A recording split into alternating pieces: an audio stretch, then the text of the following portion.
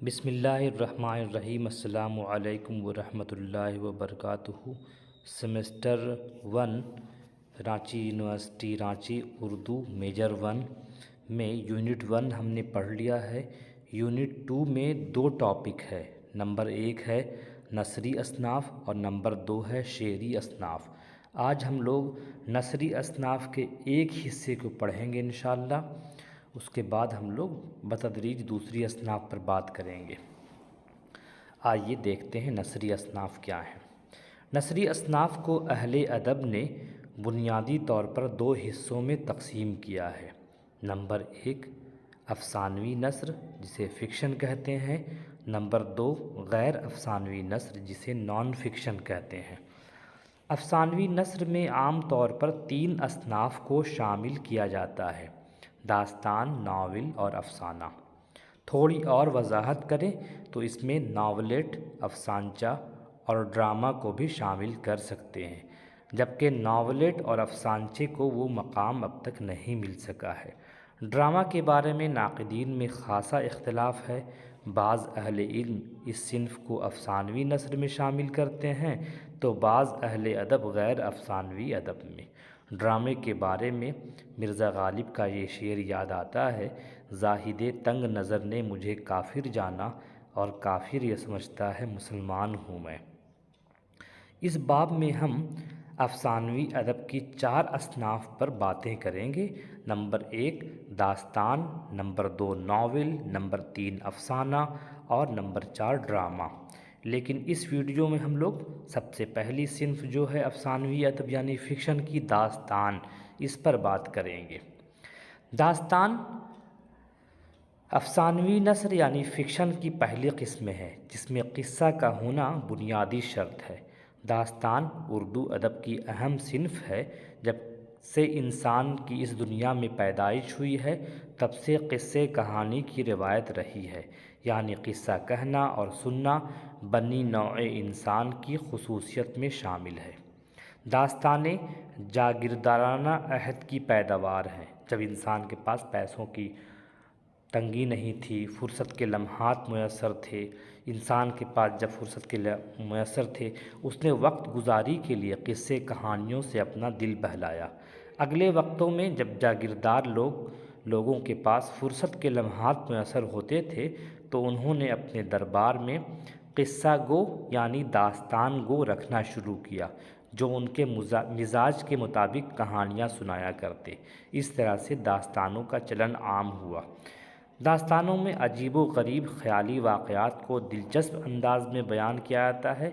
داستانوی تحریریں پڑھنے اور سننے والوں کو اپنے طرف توجہ کھینچتی ہیں۔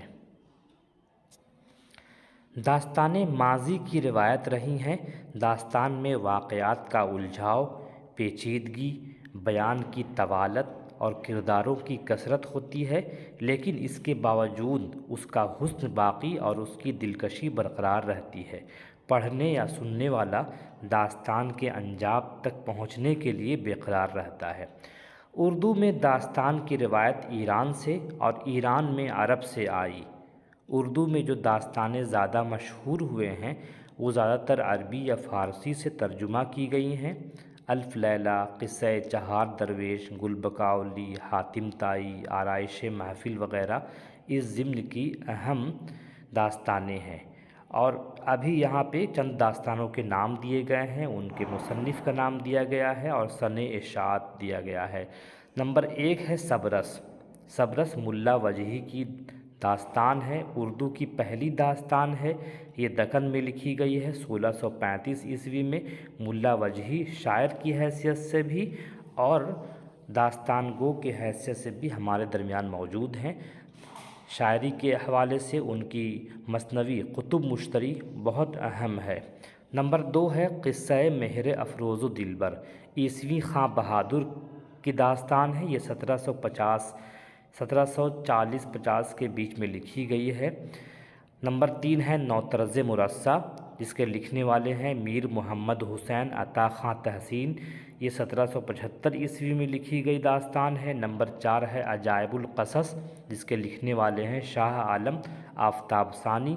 یہ 1793 کے آس پاس कोई हतमी तय नहीं है, इसमें लिखी गई है। नंबर 5 है बागो बहार, जिसके लिखने वाले मीर अमन हैं। बागो बहार को हम तफसील से अगले सेमेस्टर में पढ़ेंगे इंशाल्लाह। ये दास्तान उन्होंने फोर्ट विलियम कॉलेज में 1801 में लिखना शुरू किया, 1802 में मुकम्मल किया और 1803 में ये किताब शाये हुई। अगली दास्तान है रानी केतकी की कहानी, जिसके लिखने वाले इंशाउल्लाह खां इंशा हैं और ये किताब लिखी गई है 1803 ईस्वी में। नंबर 7 है मजहब इश्क, इसे लिखने वाले हैं मुंशी निहाल चंद लाहौरी, 1803 ईस्वी। और नंबर 8 है फसाने अजायब, रजब अली बेग सुरूर। रजब अली बेग सुरूर का एक अहम मुकाम है इसमें। इन दास्तानों में बागो बहार और फसाने अजायब, इनसे आपका वास्ता पड़ेगा, अगले सेमेस्टर में आप तफसील से उसकर पढ़ाई कर सकेंगे।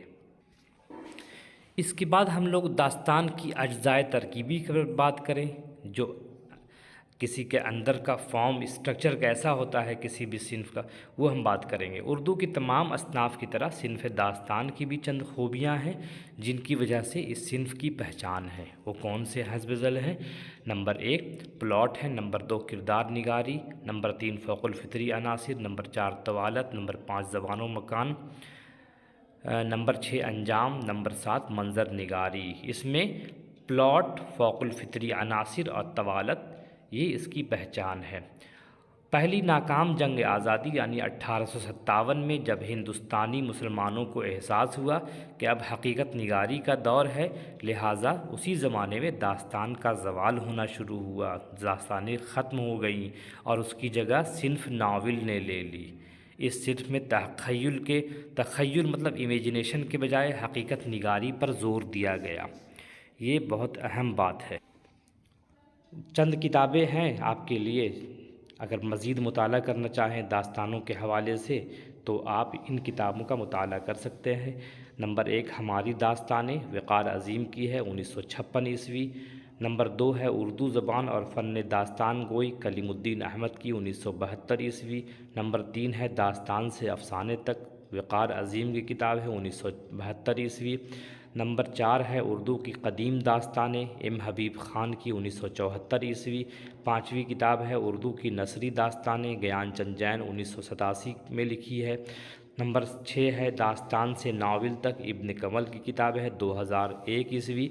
नंबर 7 है दास्तान का फ़न, अथर परवेज़ की, 2010 ईस्वी। नंबर 8 है दास्तान की जमानियात, इब्न कमल, 2020 ईस्वी। 6 नंबर वाली किताब है दास्तान से नावल तक, उसी किताब को नाम तब्दील करके और कुछ हज़्व व इजाफ़े के साथ इसको शाये किया गया है दास्तान की जमालियात के नाम से। तो ये चंद छोटी मोटी बातें हैं और इस सेमेस्टर में आपको बस उन्हीं असनाफ़ को जानना है ताकि आप आइंदा भी जो अगले सेमेस्टर आने वाले हैं उसमें तमाम असनाफ़ को हम तफसील से पढ़ेंगे। यहाँ इख्तिसार से काम इसीलिए लिया गया है कि ताकि आइंदा हम लोग तमाम असनाफ़ पर अलग से बातें करेंगे।